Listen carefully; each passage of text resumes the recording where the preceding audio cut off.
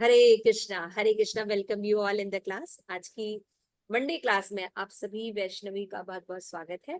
तो हम पढ़ रहे हैं श्री हरिनाम चिंतामणि। तो श्री हरिनाम चिंतामणि में हम कन्वर्सेशन है वो है नामाचार्य श्री हरिदास ठाकुर और चैतन्य महाप्रभु के बीच में। तो ये कन्वर्सेशन बहुत ही ज्यादा इंपॉर्टेंट है, जैसा कि मैंने बताया, क्योंकि नामाचार्य जो हरिदास ठाकुर हैं उन्होंने चैतन्य महाप्रभु के पूछे जाने पर जो नाम के रहस्य में क्वेश्चंस हैं उनको उन्होंने बहुत अच्छे से इलैबोरेट वे में जवाब दिया, जो हमारे लिए बहुत उपादेय है हरि नाम भक्ति करते समय शुद्धता बनाए रखने की। ठीक है ना। तो हम जब पढ़ रहे थे तो हमने देखा कि हरिदास ठाकुर जो है वो अब 10 नाम अपराध के बारे में चर्चा कर रहे हैं। चैतन्य महाप्रभु के पूछे जाने पर उन्होंने पूरे डिटेल में बताया और कहा कि यदि जीव इन अपराधों से बचकर नहीं रहता तो वो कभी भी शुद्ध हरिनाम नहीं ले सकता। तो दूसरा अपराध हम कर रहे थे। दूसरा अपराध है शिव आदि ब्रह्मा को भगवान नाम के समान उनसे स्वतंत्र समझना, है ना, या भगवान की जो गुण लीला है इनको भौतिक मानना, ये होता है बहुत बड़ा अपराध होता है। तो इसमें हमने डिस्कस किया था, हरिदास ठाकुर ने जब चैतन्य महाप्रभु ने उनसे पूछा कि आप और डिटेल में इसको बताइए, तो उन्होंने दूसरा अपराध डिटेल में बताया था। तो हमने देखा था कि विष्णु तत्व होता क्या है। फिर हमने क्वालिटीज देखी थी कि 64 जो क्वालिटीज होती है वो केवल विष्णु में पाई जाती, कृष्ण में पाई जाती है ना। नारायण में भी 60 क्वालिटी पाई जाती है। और जीव तत्व दो प्रकार के होते हैं, एक होते हैं विष्णु तत्व और दूसरे देवताज होते हैं और जीव होते हैं, है ना। तो इस तरह से हम देखते हैं कि जीव देवताज जो होते हैं वो हमसे श्रेष्ठ होते हैं, जीवों से श्रेष्ठ होते हैं, लेकिन वो भगवान नहीं होते। वो भगवान कृष्ण की अध्यक्षता में प्रतिनिधि के रूप में कार्य करते हैं। ये हमने डिस्कस किया था। उसके बाद देखा था लेकिन अज्ञानी पुरुष जो है वो क्या सोचता है कि देवी देवताओं की भक्ति कीजिए या विष्णु की भक्ति कीजिए, वी गेट सेम रिजल्ट। तो आप वो भी डिस्कस हुआ था कि दोनों का सेम रिजल्ट नहीं हो सकता, क्योंकि देवी देवता हमें भगवत धाम नहीं दे सकते, बंधन मुक्ति नहीं दे सकते, त्रितापों से नहीं बचा सकते। इसलिए हम दोनों का हमने पढ़ा था कि ये सब जो कारण होते हैं, तो उसके कारण क्या होता है, देवी देवताओं को यदि हम विष्णु या कृष्ण के नाम के बराबर समझते हैं तो ये त्रुटि पूर्वक ज्ञान है। भगवान की भक्ति है लेकिन अविधि पूर्वकम है। उसके बाद हमने देखा था कि कैसे पूरे भगवान की अगर हम भक्ति करते हैं, जैसे जड़ में पानी डालते हैं तो पूरा सिंचन हो जाता है वृक्ष का, उसी तरह कृष्ण की पूजा करने से देवताओं की पूजा होती है, लेकिन देवताओं की पूजा करने से कृष्ण की पूजा नहीं होती, उल्टे गंगा नहीं बहता। उसके बाद हमने जो पॉइंट डिस्कस किया था कि गृहस्थ वर्ष वैष्णव का क्या कर्तव्य है, कि वो किस प्रकार से भगवान की भक्ति करे। तो बेस्ट है कि वो सीधे कृष्ण की एकांत की भक्ति करे, व्यवसात्मिका बुद्धि करे, निर्बंध मग्नी भक्ति करे। लेकिन अगर वो देवी देवताओं की वर्शिप भी करते हैं तो भगवान के प्रतिनिधि के रूप में उनकी वर्शिप होनी चाहिए। It is very important. तो एग्जाम्पल हमने दिया था कि हिरण्यकश्यपु था, उसको भी ये नॉलेज नहीं था, है ना। तो ये मायावादी धारणा होती है कि यदि हम कृष्ण को जैसे स्वतंत्र मानते हैं वैसे शिव जी को, ब्रह्मा को भी स्वतंत्र ईश्वर के रूप में माने, ये अपराध होता है, क्योंकि वो स्वतंत्र ईश्वर नहीं है ना। तो आसुरिक मेंटेलिटी, हिरण्यकश्यपु जो था वो अमर बनना चाहता था, वो सोचता था ब्रह्मा हमें सब दे देंगे, वरदान दे देंगे। ब्रह्मा ने कहा मैं ही अमर नहीं हूं तो मैं आपको वरदान कैसे दे सकता। तो अमरता का या शाश्वतता का वरदान केवल कृष्ण दे सकते, बाकी लोग शाश्वतता का वरदान नहीं दे सकते। अमरता का मतलब होता है ज्यादा लंबे समय की लाइफ स्पैन प्राप्त हो जाए। तो ज्यादा लंबे समय जीवित रहने का मतलब ये थोड़ी है कि अमर हो जाए, लेकिन भगवान शाश्वत जो है हमें दे सकते हैं। ये बहुत अच्छे से हम लोगों ने क्लियर किया था, डिस्कशन किया था। उसके बाद हमने देखा था कि वर्णाश्रम के बाहर के व्यक्तियों के लिए भी ये विषय की बात है कि वर्ण संकर्षण जो होता है वो ना हो। प्रतिलोम विवाह होने पर क्या होता है, जिसने लिखा था वर्णाश्रम के आधार पर व्यक्ति को वर्ण संकर्षण को और निम्न श्रेणी के कार्यों को परित्याग करते हुए भौतिक जगत में शूद्र के कार्य को स्वीकार करना चाहिए, है ना। तो यहाँ पे बताया गया था कि वर्ण आश्रम में 4 वर्ण के अंतर्गत काम करने वाले अपना गुजारा करते हुए जन्म मृत्यु की जगत का वासी भक्ति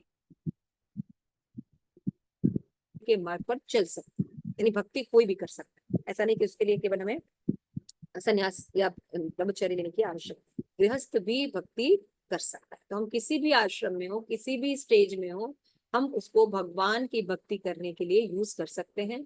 इसके लिए हमें परंपरागत गुरु आश्रय की जरूरत, इसके माध्यम से हम इसी के साथ, ठीक है। तो वर्णाश्रम धर्म का पालन होना ही चाहिए। क्यों होना चाहिए? कि समाज में एक व्यवस्था बनाए रखने के लिए यदि हम वर्णाश्रम धर्म का पालन करते हैं तभी हम वैराग्य की ओर उन्मुख हो सकते हैं, है ना। क्योंकि वर्णाश्रम का पालन करने से जीव क्या होता है? शुद्ध होता है ना। लेकिन वर्णाश्रम धर्म आपको भक्ति नहीं दे सकता। तो इसलिए वर्णाश्रम धर्म में एक देवी वर्णाश्रम है, जब हम उनका भक्ति पूर्वक पालन करते हैं तो हम शुद्ध भक्ति को प्राप्त करते हैं। ये जो इम्पोर्टेंट चीजें थी ये हमने डिस्कस किया था। उसके बाद कहते हैं कि मायावादी बहुत कुतर्क करते हैं, है ना। सबसे पहले कहते हैं कि भिन्न भिन्न पूजा करने की क्या जरूरत है, सबकी पूजा हो जाती है। यदि हम देवी देवताओं की पूजा करें तब भी उसमें सबकी पूजा हो जाती है। इसको मायावादी का खंडन किया गया और ये देखा गया कि उन्होंने ये बताया था मायावादी ने कि भगवान के निर्विशेष ब्रह्म से ही तो सारे देवी देवता प्रकट हुए हैं। तो चाहे निर्विशेष ब्रह्म की पूजा कर लो या देवी देवता की पूजा कर लो, दोनों बराबर होंगे। कैसे हो जाएंगे बराबर? इसको डिस्कस किया था कि तत्व विभ्रम है, कुतर्क है ना। क्योंकि भगवान ने भगवत गीता में कहा है ब्रह्मणो ही प्रतिष्ठा अहम। कृष्ण बेस है, कृष्ण से के बेस पर ब्रह्म ज्योति टिकी हुई है। ब्रह्म ज्योति के पर कृष्ण नहीं टिके हुए, फर्स्ट थिंग। दूसरा, सब देवी देवता भगवान से निकले हुए हैं लेकिन भगवान के समान कोई नहीं है। अगेन वो गुण वाली बात है ना। तो 64 क्वालिटीज पूर्ण मात्रा में केवल भगवान श्री कृष्ण में होती है। तो इसलिए अगर हम देवता की पूजा करते हैं और कृष्ण की पूजा करते हैं तो सेम रिजल्ट नहीं मिलता। और शिव या ब्रह्मा आदि देवता को भगवान के समान स्वतंत्र समझते हैं तब भी अपराध। और तीसरी बात क्या है कि भगवान श्री कृष्ण के नाम गुण लीला को भौतिक समझना, है ना। जैसे नाम लेते समय आप देखा होगा कई लोग बोलते हैं अरे आप ऐसे कैसे जप कर रहे हैं, अरे आप सवेरे उठ के जप कैसे कर रहे हैं, अरे आप यहाँ बैठ के जप कैसे कर रहे हैं, अरे आप तेज तेज क्यों बोल रहे हैं, है ना। क्योंकि भगवान का जो नाम है यह चैतन्य महाप्रभु ने कलयुग के लिए स्पेशल महामंत्र दिया, है ना। कि आपको केवल ये महामंत्र ऐसे ही जपना, संख्या पूर्वक, है ना। हमको तेज से बोल बोल कर जप जप करना। तो देश काले नियम नहीं सर्वसिद्धि हो, ये हमें दिया गया। क्यों? क्योंकि भगवान का नाम अप्राकृतिक है ना। बहुत से लोग कहते हैं, स्त्रियों को बोलते हैं कि आप अशुद्ध अवस्था में इस समय जप क्यों कर रहे हैं। तो भगवान का नाम अशुद्ध होने पर भी वो सदैव शुद्ध रहता है क्योंकि प्राकृतिक नहीं है। भगवान का नाम अप्राकृतिक। इसी तरह से भगवान के नाम रूप गुण लीला को प्राकृत मानना ये भी अपराध है। क्लियर हो गया? अब हम आज पढ़ेंगे कि भगवान शिव और भगवान विष्णु अलग नहीं है, दोनों एक ही तत्व हैं, केवल थोड़ा सा रस भेद होता है। क्लियर हो गया? आइए जानते हैं। तो श्लोका नंबर 69 से कहते हैं। हरे कृष्ण माता जी, एक चीज Yes. पूछनी थी। कई लोग ऐसा क्वेश्चन करते हैं कि आप शिव जी और उनको एक कहते हो तो फिर आप व्रत क्यों नहीं रखते, आप शिवरात्रि पे या ऐसे, तो कई लोग क्वेश्चन करते हैं ऐसे हमसे। क्या इसी के लिए अचिंत भेदा भेद तत्व से हमें देखना होगा कि शिव और भगवान विष्णु एक भी हैं लेकिन अलग अलग। उसी को आज हम पढ़ेंगे, ठीक है।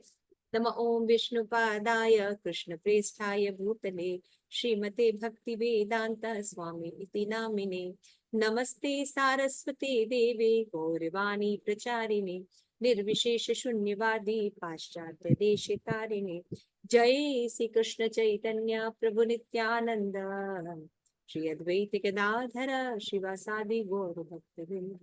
हरे कृष्ण कृष्ण कृष्ण हरे हरे, हरे राम राम राम हरे हरे। शिल प्रभुपाद की जय। आप सभी गौर भक्त वृंद की जय। बताए गौर प्रेमानंदे हरे हरे। तो यहाँ पे 69 श्लोका है। जड़ नाम जड़ रूपे गुणे भेद, ये भेद चित्त तत्वे नहीं एक प्रमेद। विष्णु तत्वे भेद जान अनर्थ विकार, शिवे विष्णु भेद अति अविचार। यहाँ पे बताया जा रहा है कि शिव और विष्णु तत्व जो है अभेद्य है। यानी जो जड़ी अर्थात जो ये भौतिक जगत है वो रूप व गुण में जो भेद होता है, आध्यात्मिक जगत में ऐसा नहीं है, है ना। जैसे हमारा नाम है, तो जब हम हैं तो हमारे नाम को हम को वो मिलेगा, अस्तित्व मिलेगा। लेकिन हम नहीं है, कहीं पर भी कोई बोल रहा है तो हम वहां उपस्थित नहीं हो सकते, है ना। तो भौतिक जगत में पाया जाता है कि गुण और रूप में अंतर होता है ना, नाम और नामी में अंतर होता है। लेकिन आध्यात्मिक जगत में नाम और नामी में अंतर नहीं है। भगवान का नाम आप पुकारेंगे, जहां भी पुकारेंगे भगवान वहां उपस्थित है। भगवान ये एक साथ करते हैं। कैसे? भगवान अपने धाम में भी रहते हैं और सभी जीवों के अंदर भी रहते हैं, और भगवान अपने नाम में भी रहते हैं, है ना। तो भगवान एक साथ सभी जगह रह सकते हैं, इसीलिए भगवान सर्वव्यापी है ना। तो भगवान सर्वव्यापी के साथ साथ अपने गोलोक धाम में भी रहते, इसको कहते हैं अचिंत भेदा भेद कर। इसको समझने की बहुत आवश्यकता। भौतिक जगत में रहकर जैसे हम भौतिक तत्वों से डीलिंग करते हैं, वैसे ही भगवान के नाम के साथ, भगवान के रूप के साथ या भगवान के गुणों के साथ भी हम डीलिंग करते हैं। तो हमें समझना होगा कि भगवान के नाम में कोई अंतर नहीं। जैसे भगवान के जो विग्रह सेवा है, लोग कहते हैं कि ये तो पत्थर ही तो है। नहीं, वो पत्थर नहीं है ना। उनको शास्त्र के आधार पर भगवान ने विग्रह अवतार लिए और भगवान ने बताया है कि मेरे इस फिगर की पूजा ऐसे ऐसे कर सकते हैं। तो भगवान का कागज पे चित्र बनाकर भी पूजा जब हम करते हैं, तो वहां से भगवान वो सेवाएं स्वीकार करते हैं, है ना। वहां पे फैसिलिटी दी गई है, तो उस चित्र के माध्यम से भगवान की जो है वो पूजा स्वीकार करते हैं। तो बहुत से लोग कहते हैं कि अरे इसको पूछ के क्या मिलेगा, ये कैसा पूजा है। तो सीधी सी बात है, आचार्य ने एक बार बड़ा अच्छा एग्जाम्पल दिया था कि राजा थे वो, उनके दरबार में इसी बात का हो रहा था कि भगवान के नाम में और जो चित्र वगैरह है या मूर्ति पूजा है, ये एक कैसे है, कैसे भगवान स्वीकार कर सकते हैं, है ना। तो उन्होंने कहा कि जो एक वैष्णव थे, उन्होंने उनको तर्क करके बताया कि ये किसका फोटो है। तो उन्होंने कहा कि ये मेरे पिताजी का फोटो है। तो उन्होंने कहा कि आपके पिताजी का फोटो है, यानी आपके पिताजी और आपके पिताजी की फोटो दोनों अलग हैं। कहते हाँ बिल्कुल अलग है। कहते ठीक है, आपके पिताजी की फोटो पर आप थूक के दिखाइए। राजा को बड़ा आश्चर्य हुआ कि ये क्या कह रहा है, क्या आप ऐसा कर सकते हैं। तो उन्होंने कहा ये कैसे हो सकता है, तुम्हारी हिम्मत कैसे हुई मेरे पिताजी के ऊपर। क्या ये तो फोटो है, ये तो कागज है, ये आपके पिताजी थोड़ी है।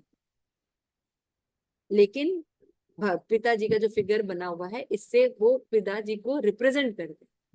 उसी तरह से भगवान के जो विग्रह हैं, एक्चुअल भगवान जैसे हैं, उन्हीं रूपों को वो प्रेजेंट करते, फिर उनको आवाहन करके उनको स्टैब्लिश किया जाता है ना।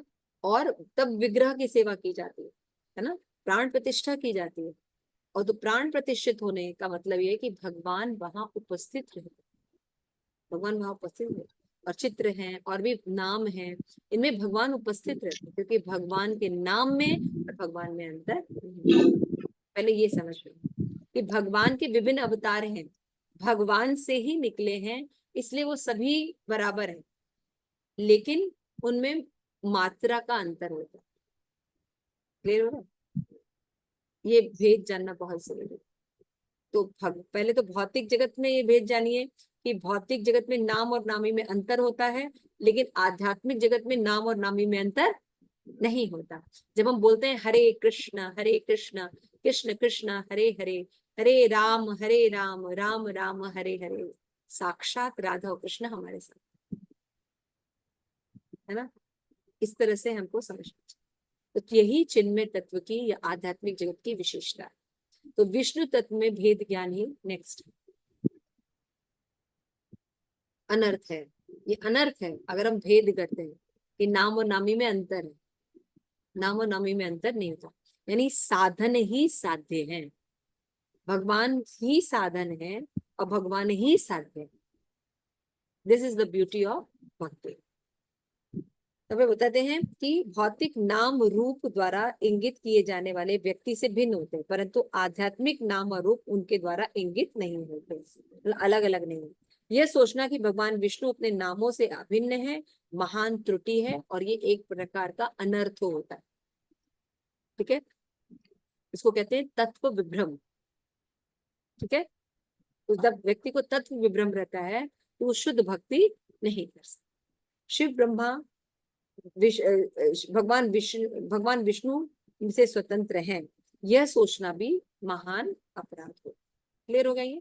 अब नेक्स्ट है कि भक्त और मायावादी अलग अलग प्रकार से कार्य करते है ना।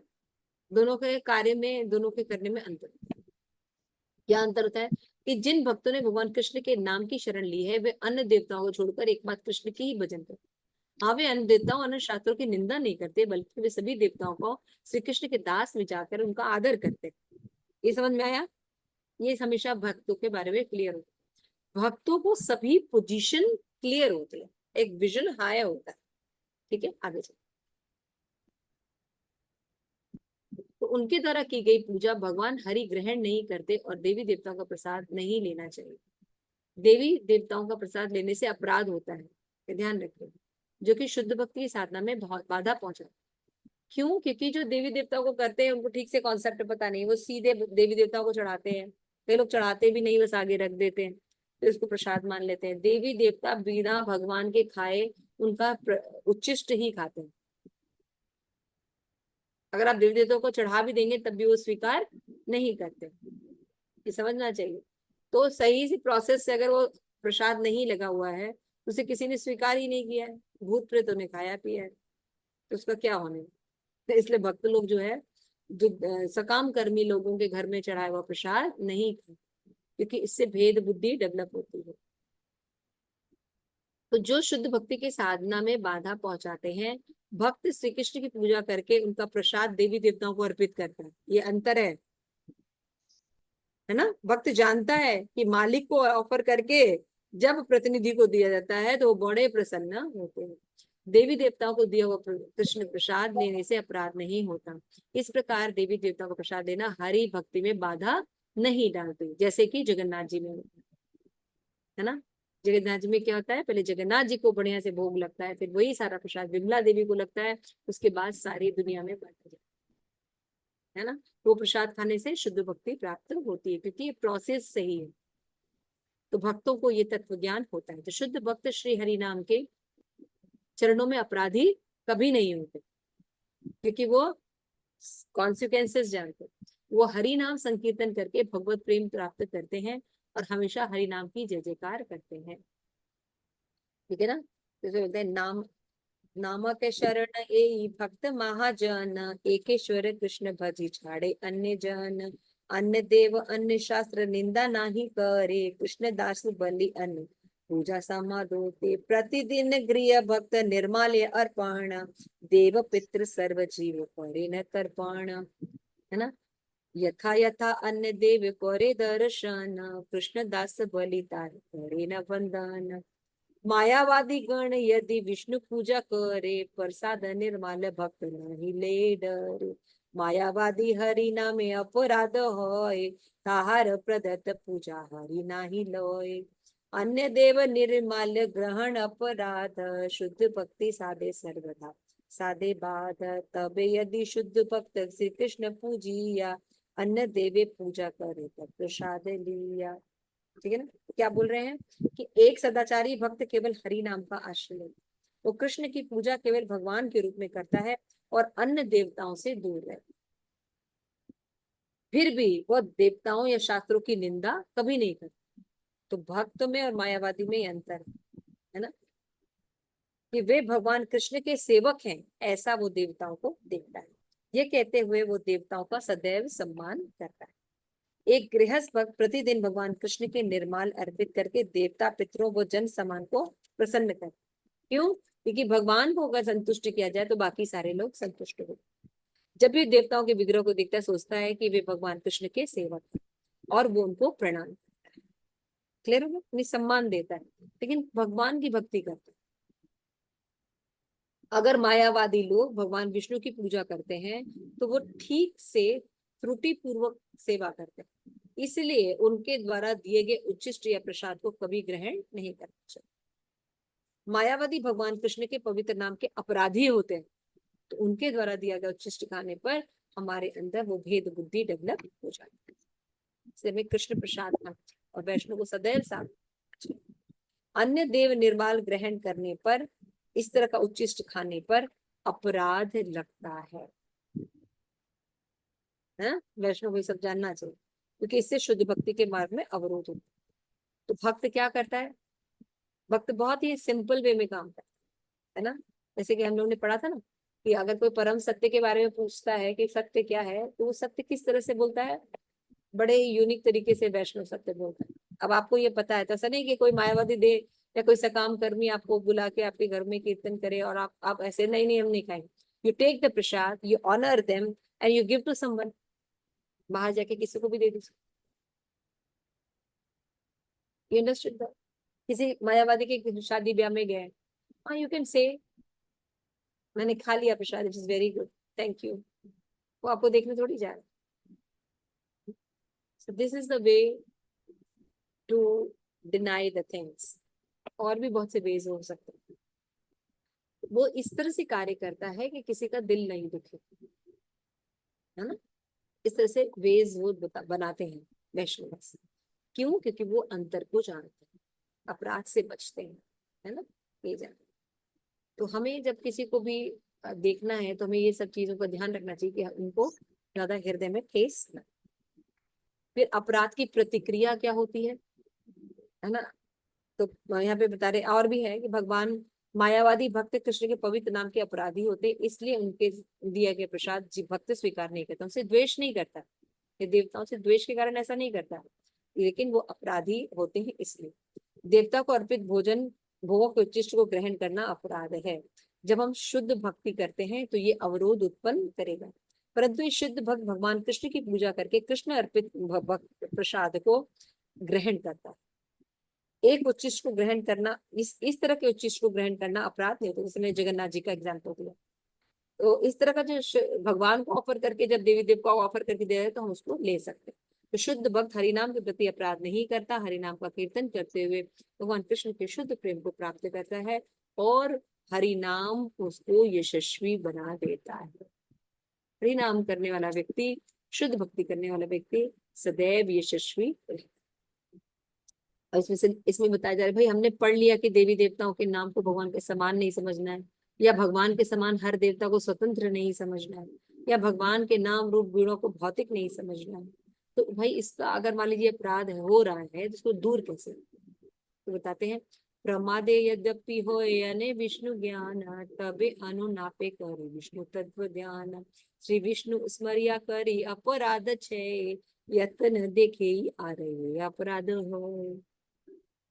भक्ति में एक सबसे इम्पोर्टेंट चीज क्या है कि वाले आपसे बहुत अपराध हो गया या पाप हो गया तो आपको कोई और साधन करने की जरूरत नहीं। ये हरि नाम ही प्राश्चित रूप में, है ना, प्राश्चित करते हुए हरि नाम लेना चाहिए, है ना। और क्षमा मांगते हुए और दोबारा उन अपराधों को रिपीट नहीं करना चाहिए, है ना। इस तरह से जब करते हैं तो भगवान जो है धीरे धीरे उन अपराधों को दूर करते हैं। क्या बोलते हैं, यदि कोई प्रमादवश भगवान विष्णु इन देवताओं को समान मान लेता है तब उसे अनुताप करके विष्णु तत्व का ध्यान करना चाहिए, परंतु उसे सावधानी पूर्वक अपराध पुनः नहीं करना चाहिए। भगवान विष्णु को स्मरण करने से उसका अपराध नष्ट हो, यानी हमेशा चैंटिंग करते रहना चाहिए, हरे कृष्णा कृष्ण कृष्ण हरे हरे, हरे राम राम राम हरे हरे। देखिए अपराध होने पर सबसे इम्पोर्टेंट चीज क्या होती है, व्यक्ति अपने आप को अकेला कर देता है, साधु संघ से दूर होने लगता है, अच्छे वरिष्ठ भक्तों से दूर होने लगता है। तो जब हमको पता है कि हमारे अपराध हो रहे हैं तो क्या करना चाहिए, हमें साधु संघ को किसी भी तरह बचा के रखना चाहिए और अंदर से प्रायश्चित होना चाहिए ताकि हम उन अपराधों से मुक्त हो सके, है ना। तो पूर्व दोष क्षमाशील भक्ति बांधव, दया सागर कृष्ण समार अर्पण, बहुदेव सेवी संग करी बेवर्जन, एकेश्वर वैष्णव करी पूजन, हरिदास पदे भक्ति विनोद ये जन, हरि नाम चिंता मन जीवन। भगवान कृष्ण अपने भक्तों के मित्र हैं, अपने पूर्ववर्ती गलतियों को क्षमा कर दो, और क्षमा करना भगवान का स्वभाव है, लेकिन इसे अन्यथा नहीं लेना चाहिए, है ना। इसलिए क्या करना चाहिए, भगवान करुणा सागर हैं, दया के सागर हैं, लेकिन हमें बार बार गलतियां रिपीट नहीं करनी। अज्ञानतावश जब हमें तत्व ज्ञान नहीं है तो ठीक है, हम देवताओं को भगवान को समान समझ रहे हैं, लेकिन जब हमें तत्व ज्ञान हो रहा है, हमें नॉलेज दिया जाए, उसके बाद भी हम सेम काम कर रहे हैं, तो हम अपराध करेंगे, और हमें बहुत ज्यादा अपराध होगा। मैंने बताया अनर्थ के कारण जीव आगे नहीं बढ़ सकता, तत्व विभ्रम एक बहुत बड़ा अनर्थ है, ये सब समझना चाहिए। तो बहुत से देवी देवता की सेवा करने वाले का संग कभी नहीं करना चाहिए, उनको त्याग देना चाहिए। और जो भगवान कृष्ण की अनन्य भक्ति करते, हरिदासे पद भक्ति विनोद से चरण, भगवान के जो जन है, विष्णु जन है, कितना भी उनके उनके उनके संग में हमें तकलीफ हो, है ना, हमें उनके संग में रहना चाहिए और उनके साथ रहकर भक्ति का पालन करना चाहिए। इन सब बातों का जब हम ध्यान करते हैं, साधु संग करते हैं, अपराध होने पर क्षमा याचना करते हैं, पश्चाताप करते हैं, अपनी गलतियों को रिपीट नहीं करते और ठीक से नॉलेज लेते हैं, तो ऐसा करने से हमारे जो सेकंड नाम अपराध है वो दूर हो जाए। ठीक है, शिल प्रपाद की जय। भक्ति विनोद ठाकुर जी कहते हैं, ये हमने बताया, जो लोग नामाचार्य के चरण कमल में शरणागत होते हैं, ये हरि नाम चिंतामणि उनका जीवन स्वरूप है ना। भक्ति विनोद ठाकुर कहते हैं, हरिदास ठाकुर ने ये जो बातें बताई हैं ये बहुत गोपनीय है, हमको लगता है हमें सब समझ में आ गया, लेकिन प्रैक्टिकल करना बहुत मुश्किल है। इसलिए भक्ति विनोद ठाकुर यहाँ पे रिक्वेस्ट कर रहे हैं कि आप जो हैं, अगर उनकी आज्ञाओं का पालन करेंगे, गलती होने पर क्षमा करेंगे, उनको रिपीट नहीं करेंगे, साधु संग करते रहेंगे और परंपरा में ज्ञान लेते रहेंगे, ताकि आप तत्व विभ्रम से मुक्त हो सके, तो आप भगवान के इन अपराधों से बच सकते हैं। Thank you so much. Hare Krishna. बड़े सुंदर राधा गोविंद किसने किया श्रृंगार।